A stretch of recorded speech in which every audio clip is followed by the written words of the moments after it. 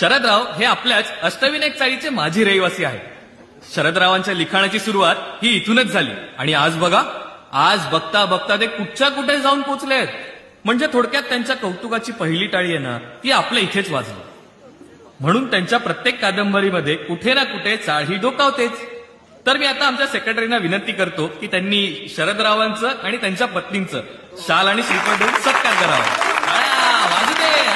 तशी होती तशीच आहे अगदी, जरा सुद्धा बदल नाही का सासूबाई? हो ना। आणि काय ग कुसुम, नवीन घरात राहायला गेलात, मग नवीन घर लाभलं की नाही? काय ग, काय म्हणतायत सासूबाई? काही गोड बातमी? आता तर वेगळी खोली। काय चाललंय? काय हो, बस तुम्हीच बोललात ना?